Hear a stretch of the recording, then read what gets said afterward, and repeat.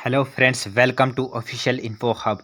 कौन सा कॉलेज लेना है, कौन सी ब्रांच लेनी है, किस कॉलेज की कौन सी ब्रांच लेनी है, इस कॉलेज की ये ब्रांच दूसरे कॉलेज की उस ब्रांच से बेटर है या नहीं है, ऐसे बहुत सारे सवाल लेकर के जब आप काउंसलिंग करना स्टार्ट करते हो तो काउंसलिंग करते टाइम या चॉइस फिल करते टाइम कंफ्यूज हो जाते हो। तो जो सही तरीका है, जिस क्लियर ऑफ मतलब आप एकदम क्लियर माइंड के साथ अपनी चॉइस फिलिंग स्टार्ट करो जो सा कि वो हम इस वीडियो में बात करने वाले हैं। होता क्या है कि हर एक के दिमाग में कुछ थॉट्स होते हैं, कुछ रैंडम थॉट्स होते हैं 10 तरीके के, जिसकी वजह से आप क्या हो जाते हो, कंफ्यूज। और उस कंफ्यूजन को दूर करने के लिए आपको क्या आइडियली प्रोसेस फॉलो करना चाहिए, बिकॉज अभी टाइम बहुत होता है काउंसलिंग में, है ना। तो उसके बारे में हम इस वीडियो में बात करेंगे। तो देखिए, सबसे पहले तो सबसे इंपॉर्टेंट चीज जो होती है, आप किसी ब्रांच के लिए बहुत ज्यादा डेडिकेटेड है, आप किसी कॉलेज के लिए बहुत ज्यादा डेडिकेटेड है। अगर ऐसा ही नहीं है, इन दोनों में से कुछ भी नहीं है, तो आपका रिलेटिव ऑर्डर क्या है, ये चीजें आपको क्लियर होनी चाहिए। जैसे फॉर एग्जाम्पल, कोई पर्सन ए पर्टिकुलरली सीएस के लिए बहुत ज्यादा पागल है, आई मीन उसे सीएस चाहिए चाहे उसे कहीं भी मिले। एक दूसरा पर्टिकुलर है, उसको मतलब नहीं है उसको इसी ब्रांच मिले, बस उसको लेट से कि मुझे तो एनआईटी वारंगल में कुछ ना कुछ मिल जाए, वो कॉलेज सेंट्रिक उसकी वो जुनूनियत है। तो आपको ये चीज समझना होगा। अब जैसे सीएस चाहिए तो सारी आईआईटी में इन ऑर्डर पहले सीएस भर दो, देन उसके बाद क्या करो, अब इसमें भी समझने की जरूरत है। आपने पहली 10 आईआईटी तक तो सीएस आईआईटी की भर दी, उसके बाद आपको फिर सोचना पड़ेगा कि अब मैं नई आईआईटी भरूं या फिर जैसे फिर NIT Trichy, NIT Warangal, NIT Rourkela, NIT Surathkal ये भरूं पहले, या फिर बिट्स पिलानी की अगर सीएस मिल रही है तो उसके बारे में सोचो। ये चीजें समझने की जरूरत है। बिट्स पिलानी यहाँ से नहीं मिलता है, एक अलग पॉइंट है, बट मैं आपको समझाने की कोशिश कर रहा हूँ कि आपको पहले अपने क्लियर फ्रेम ऑफ माइंड में आना पड़ेगा।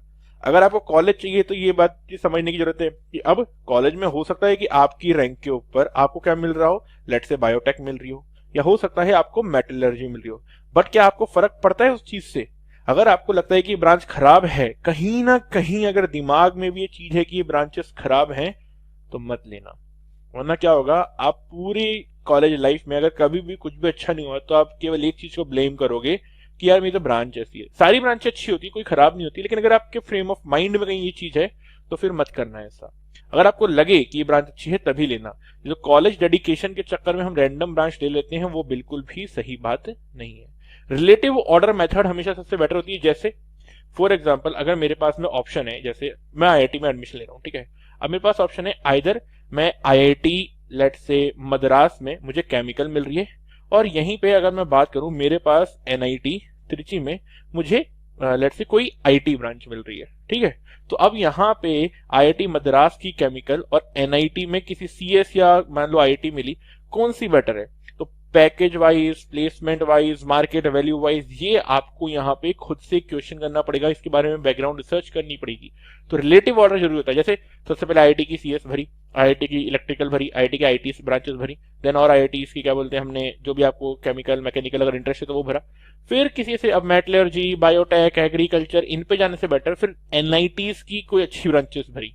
आपका प्रायोरिटी ऑर्डर हो सकता है थोड़ा डिफरेंट हो, ये मेरा बताने का तरीका है। तो वो आप पहले सेट करो, देन काउंसलिंग करना चालू करना। अदरवाइज क्या होगा, काउंसलिंग में करते टाइम थोड़ा कंफ्यूज हो जाओगे। बाकी रिलेटिव ऑर्डर से आपको थोड़ा सा जो आपकी जो मॉक टेस्ट काउंसलिंग होती है वो हेल्प भी कर देती है कि आप सही जगह जा रहे हो नहीं जा रहे हो, है ना।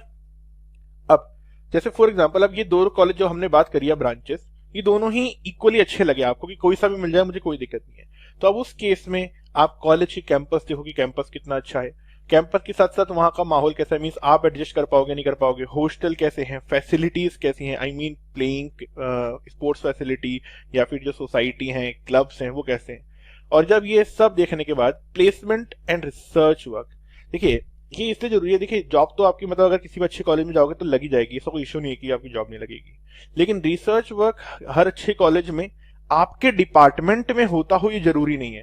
जैसे फॉर एग्जाम्पल, आईआईटी रुड़की की बायोटेक की रिसर्च बेटर है आईआईटी गुवाहाटी की बायोटेक से, या सिमिलरली आईआईटी दिल्ली की इलेक्ट्रिकल की रिसर्च बेटर है आईआईटी कानपुर की लेट से इलेक्ट्रिकल डिपार्टमेंट से। ये जस्ट मैं यहाँ पे नॉर्मल बात कर रहा हूँ, यहाँ कोई मेरे पास डेटा नहीं है, मैं समझाने की कोशिश कर रहा हूँ, लेकिन ऐसा है एक्चुअली, कंपैरिजन है यहाँ पे अवेलेबल। आप अगर सर्च करोगे तो वो आपको, अगर रिसर्च फील्ड में जाना है तो आपको उसको बैकग्राउंड सर्च करना पड़ेगा।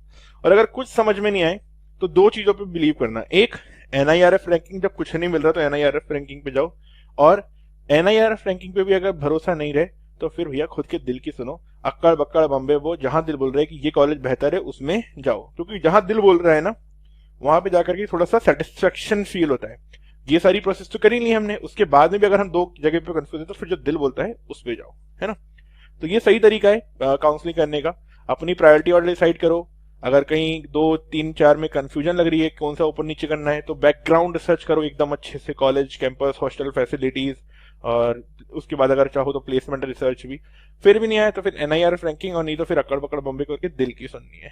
ठीक है, मतलब ऐसा कोई वो नहीं है कि बोलते हैं यहाँ पे कोई आपको ग्रेट साइंटिफिक फॉर्मूला बनता है काउंसलिंग का कि कौन सा कॉलेज बेटर है। बट थोड़ा सा तो जरूरी है खुद की पसंद के लिए, और आने वाले 4 साल आपको अपनी जिंदगी के सबसे ज्यादा निकालने इंपॉर्टेंट, तो स्मार्टली काम करना। Subscribe now.